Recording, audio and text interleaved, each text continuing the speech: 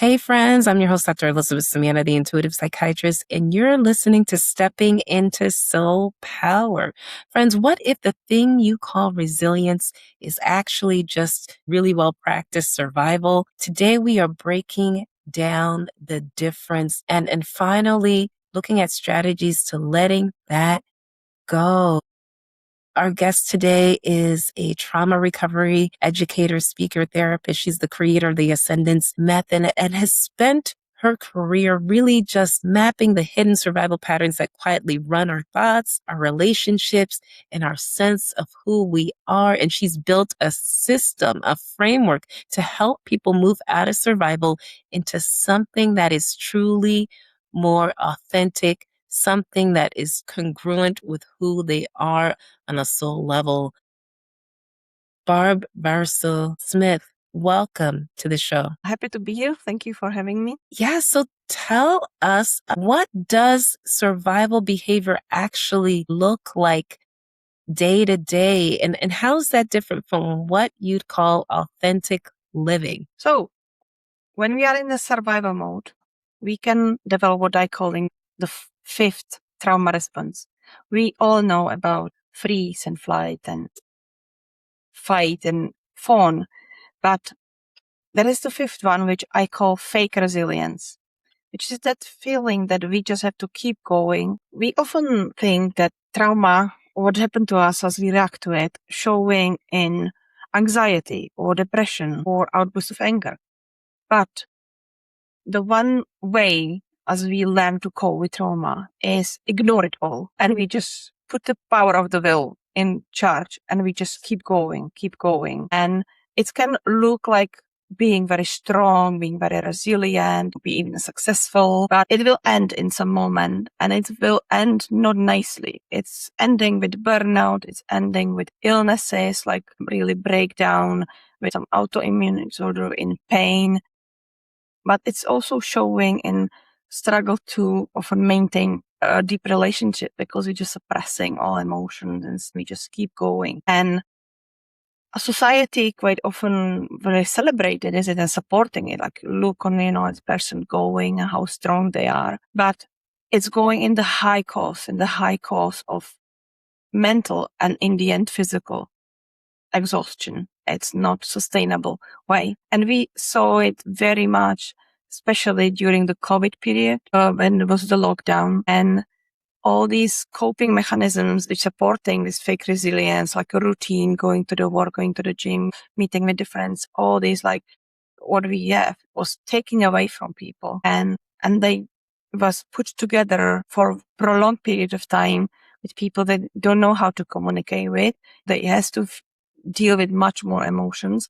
There was additional emotional load of global fear created and people just broke down because it was taking away from them how they actually coped. And a lot of people was very surprised by that until then they was success going and they are strong-willed, why it's happened. Can you help me understand the difference between fake resilience and real, true, authentic resilience? So our true, authentic resilience coming from what I call the 5 pillars of self, the human innate functioning of the mind, which in the center, it's inner strength. And then we have our self-love, our intuition, our wisdom, and our purpose. And these 5 pillars working together towards inside and outside the community. And inner strength holding it all together. But inner strength, it's not just inner, it's actually our outer energy also. It's that part of our aura. It's that how we connecting to the world beyond we seeing. But when we are small and we are living, we start living in survival mode, what we does, we suppressing it. First of all, it's taking a lot of energy to suppressing it, but we holding it in. And we suppress that anger, we suppress that fear, and we holding it inside and we start faking it. We are not actually going from that feeling of being grounded, feeling safe inside, feeling calm. From that coming that real resilience. Because when we step to that, when we're saying step to your power, which is actually mean that you really need to, your power need to surrounding you and be inside of you. That feeling is completely different. We're just reacting on events in environment, and it can be very hard events, but we reacting appropriately for that moment, and we process it immediately. So we could have a lot of emotions because something happened, but we will process them. We would laugh, we would cry, we would shout when it's okay, but it will be gone. We will not keep it running in our mind ever, over and over and over again. But when we going on the fake resilience, we have tendency to overthink. We have tendency to like looking for every detail because the hold it on, it's very hard. We could replay in our mind past events again, but also we would have the tendency to play in our mind in very detail as is happening what will be future. It's not even there, and we already thinking about how I will react to this and what if they will say this and all that, which is very exhausting. And we are not happy. When we're living in the fake resilience, we don't feel content, we don't feel happy. The joy, it's a rare occasion in life because we just numb ourselves, we numb our emotions, and we just going and going. But mind is not able to distinguish which emotion we want to suppress. So when we say we're suppressing everything because all emotion has the same level of need. So if we're suppressing anger and fear, we same way suppressing feeling excited about something, being joy or happy. Interesting. So in some ways, it sounds like people who are in this fake resilience are preoccupied with the future, with rather than being here in the present moment. You had mentioned the different pillars. I wonder if you could walk us through this of ascendance. Like, what does a true journey actually look like? So step of ascendance, it's 4 steps and 4 stages which we need to achieve. First, we need to actively recognize how we created our trauma, because the trauma, it's not what happened to us, but how we reacted to it. So we need to recognize what we start believe. We need to recognize what we suppress and what actually did happen to us, in the point of view of not blaming, but recognizing that, okay, this actually was my life, and take off all these pink rose glasses or saying nothing happened. And that's actually need some courage to go and look at that. But that brings us to the stage of awareness, when we are aware, and that's mean that we can change it, because aware, we are totally open to changing it. The next stage is release. We need to get it out of our system, both mind and body, because we holding emotions in from the past when we are in survival mode. We need to switch off the survival mode, and we need to restore our inner strength to the position we're supposed to be. And in that stage, we can get what I call absolution. Absolution in the meaning of letting the past be past. We are now and here, and we can say, okay, it doesn't matter anymore. Now I'm here. But then coming another path, which a lot of, it's very underestimated, and a lot of people are shocked by that and don't know how to deal with that. It's coming stage of regret of grieving. When we start looking back on our life and we realize how much we lost because of what's happened to us, how much our decisions, we miss on opportunities, we miss on relationship, we miss on study university, maybe we miss on having children, we miss of having loving partner, because as we were programmed from the childhood to avoid or going towards something or just surviving.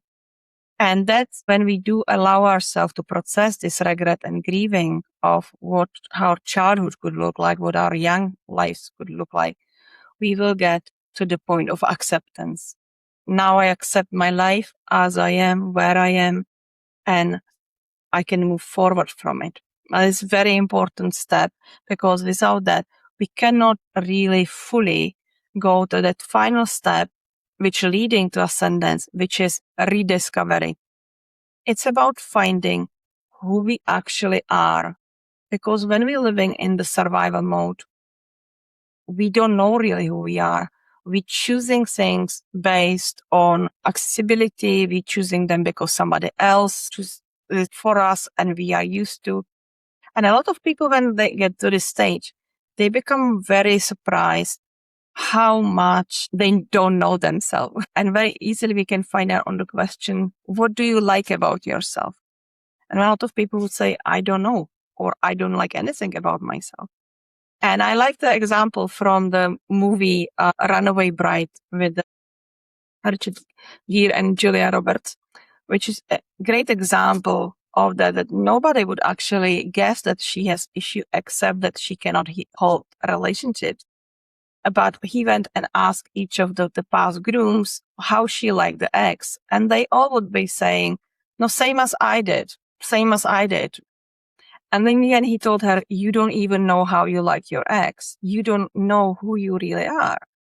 And that's the thing, that when we living, and if we choose any type of trauma responses, including fake resilience, we don't really living ourselves. We surviving. So we're not choosing, we grabbing opportunities just to feel safe, just to go, just to keep going. We're not choosing often the career we want. We don't choosing the holiday we would like. We don't choosing the clothes. A lot of people will change completely their hairstyle, their clothes, their hobbies, quite often jobs, and often the partners. So it's that ascendance, then it's about living now and here, really knowing who I am. You talked about awareness, release, and you said processing regret and grief. And really grieving. Talk a little bit about the difference between release versus processing regret and grieving. Yeah, the release, it's really about releasing emotions we stored. We all have them, but body are actually not designed to store them. So we can realize that we're storing them very easily by that starting that we would have the headache after a long day of mental work and something, we would have the headache. That's about it. You hold it all in. And if you don't hold it here, it start going down. We could feel heavy on the chest. We feel nauseous. Is it typical symptoms of anxiety? You cannot breathe. It's about that emotion just playing out. And there are many ways how we can release them. If it's the somatic work, breath work, I'm combine these things together and I created tools of somatic hypnotherapy, which are very effective and very quick to get it out of our body. But we can choose different, even movement, going to do kickbox or punch the pillow under that. It's a good way to get that out of our system. So the release is actually restore of the balance between mind and body.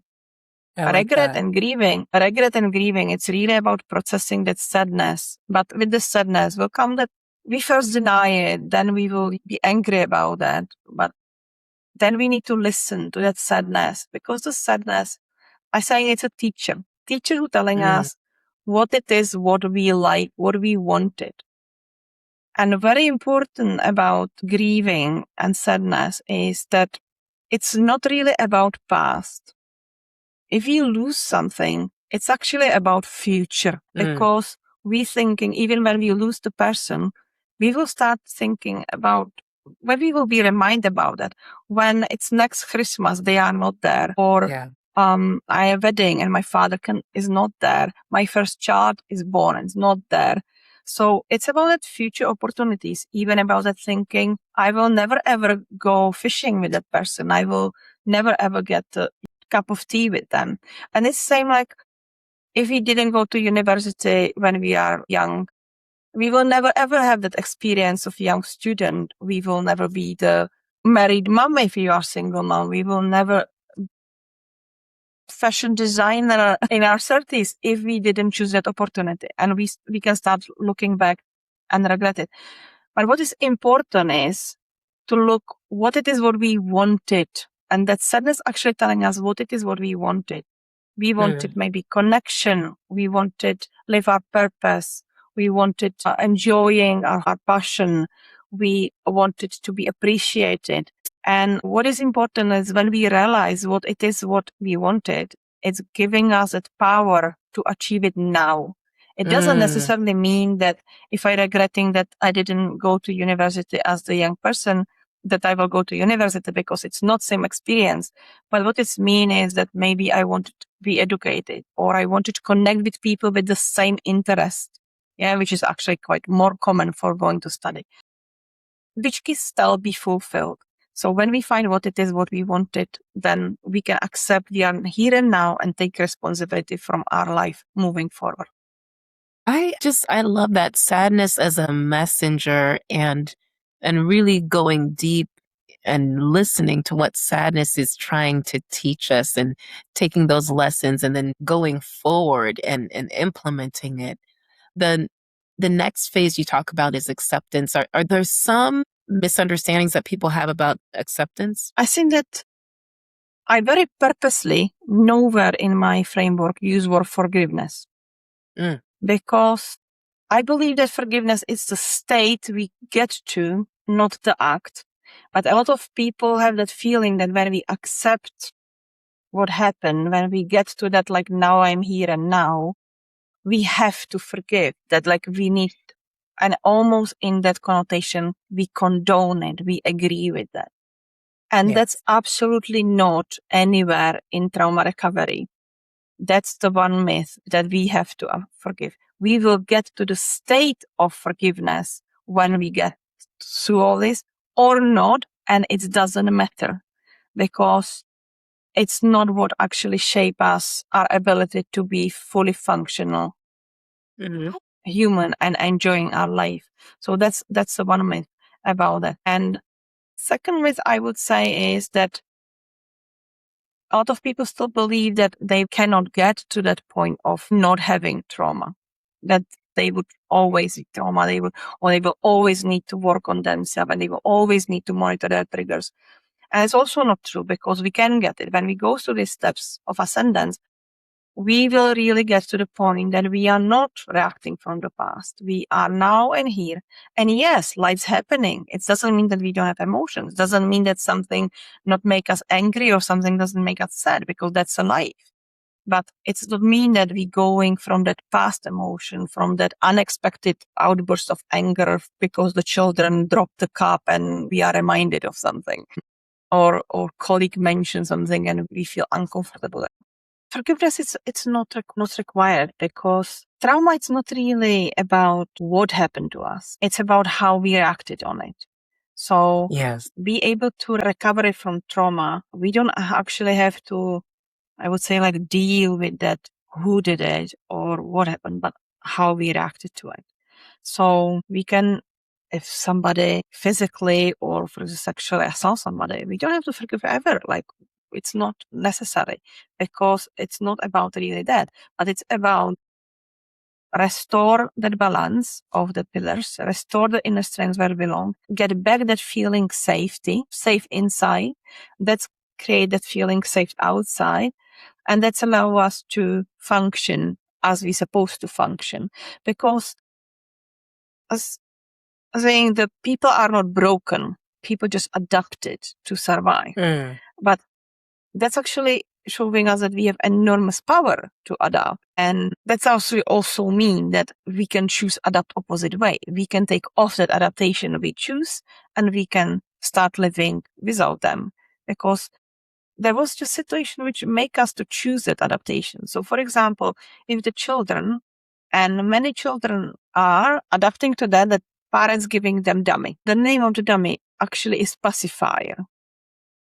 Pacifier mean just don't do what you're doing.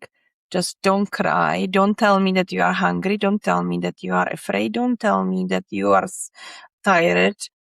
You are angry, whatever. I don't want to hear it. I don't want to see it. Be quiet. It is almost telling children, stop existing.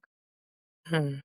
So from that, we already telling children, your needs are not important, and they will adapt to it. They will learn that their needs are not important, and they will deal with that in many different ways, as people pleasing, as trying to adapting, or they will be rebelling, or they will try to be brilliant, and they will try to, or all the suppressed emotions will show up as the illness. I wanted to go a little bit into that because I can see how it could be helpful to use the ascendance method within your family relationships? And what does it look like to apply this with your partner or kids?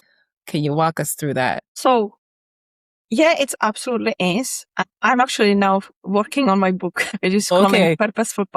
Purposeful Parenting, How to Raise the Healthy Mind, which is exactly about applying the ascendance methods to the family life.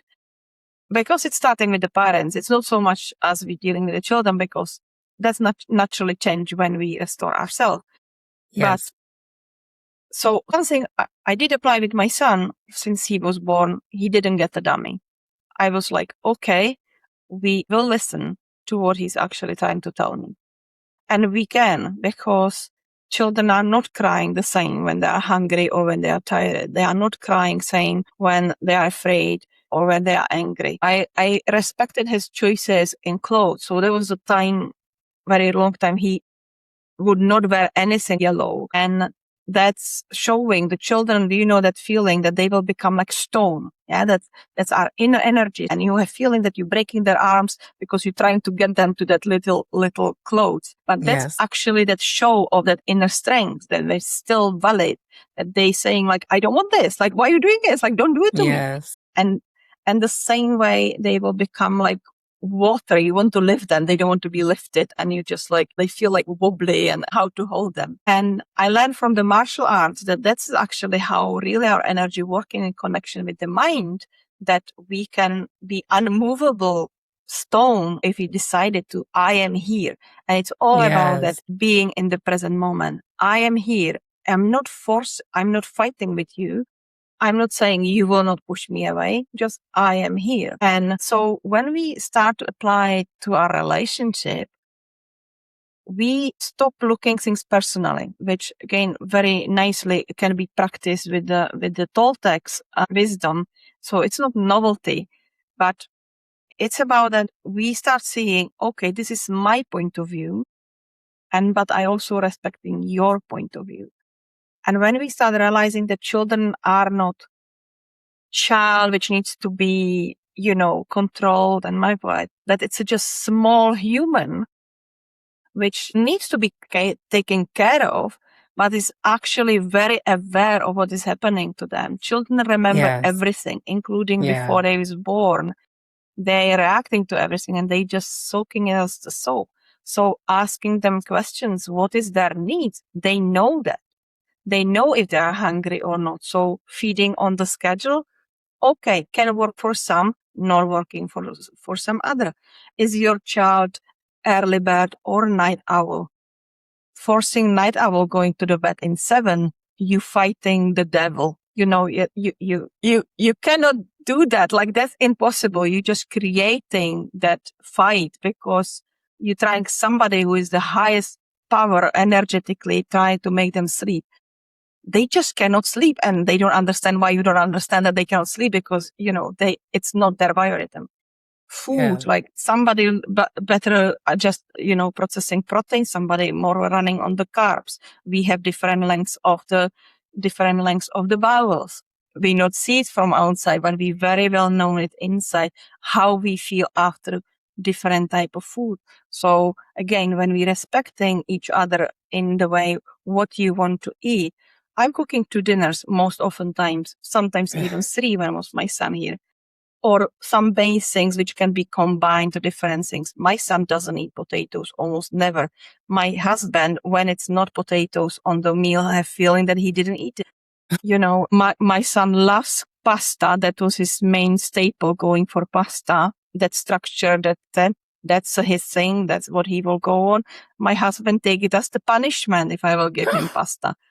Yeah. So it's about that, really start listening and observing what we're doing. And I using like a little framework which can love, and which is the listen, observe, validate, and express. And it's easy to follow when we actually listen to what others saying, our children or our partners or our parents, without running in our head first our answer before they even finish in our inner critic and all that. If we observe their reaction from body talk, from emotions they showing. And we don't telling them like, don't calm down or don't be angry or something. But we validate and we say like, I see that you are angry. I see that you are afraid. I see that you are hungry. And then express also our emotions, the real one, which we have. Mm. The basic, for example, thing which all parents or most of parents do is that child will wander somewhere else. You lost from their sight. You told them not to do that, but they do it because they are curious and that's natural. Yeah. You are actually afraid. But very often parents will project that anger on the children and say like, how dare you walk away, and almost punish them if they found them. In that case, the child actually doesn't learn that parent is the safe place to which they will return. They actually start distance themselves because like, wow, okay, they found me, but they're actually angry about that. So did they want to find me or not? Like, well, I don't know what I did wrong, but something is wrong and I don't understand what it is. But when we actually tell them like, I'm so happy that I found you. I was so afraid. I admitted that I was afraid that something will happen to you. The most of time the child never ever wonder again, because it's very clear what the situation mean for us, so they can relate to it. So it's about that, to be open to emotionally, be open in communication. But for that, we actually need to be present. We need to stop living in past or future. We need to be here and now. Yeah, I think this is the kind of work I want more people to hear, because so many of us, we've been in these survival patterns for years without knowing it. And this is a framework to use in order to get out of these crazy cycles. Exactly. We need to break the cycles. Yes. Well, Barb, where is the best place for people to find you and go deep with this work? So the best is on my website, which is your-steps.co.uk, and where I've a lot of information. And now I actually launching even more, so will be like more information. People can come and listen also to my podcast when we're discussing a lot of different areas of this method, or like how it can be applied to the different ways. But also people can come and experience by themselves the going through the longer program, Steps of Ascendance. Or next year, we actually launching Step of Ascendance Intensive, which will be 5 days of like immersive identity change to just really shift in 5 days out of that. Excellent. Is there one tip that you'd love to leave our audience with regarding the way that you look at things? That very important is start believing that you are not broken. You just adapted to survive. So start looking to your adaptation. What it is, what you're using to feeling safe, feeling confident, feeling connected. Is it that you're avoiding things? Is it that you're going too much for things? Is it that you argue or not at all and never show up your anger? What it is, start bringing that awareness, because that's the first step. And start questioning what happened to you, because we as humans, we have this enormous ability of what we call inhabitation, or we could call it normalization. So we cannot tell ourselves as we grew up that was normal. But normal doesn't exist. That's the first thing. Start looking back and realizing what need you didn't fulfill. Doesn't mean that you blaming your parents. Doesn't mean that you shifting that, your parents didn't do your best. Because a lot of people get stuck in this because they feel that they will betray their parents, that they will say like, oh, you did it to me. But my parents did their best, what they could in the situation they were in. And yet my needs wasn't fulfilled. It's not about that. It's about to be honest about what really we felt, what adaptation we applied, so we can just move forward from it. And without being honest with ourselves, admitted to ourselves first, we cannot move from it forward. So do it. Just start being honest. Well, Barb, thank you for your clarity and care and the care you bring to this world. To everyone listening, notice this week where you might be performing strength instead of feeling safe enough to actually exist and be present. Thank you. Thank you so much, Barb, for being on the show. Happy to be here. Thank you for having me.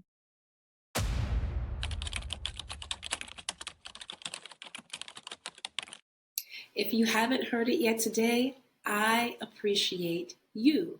The soul in me honors the soul in you. If you'd like to see more episodes like this, please subscribe or click here. And friends, if this spoke to you, leave a comment below. We would love to hear from you.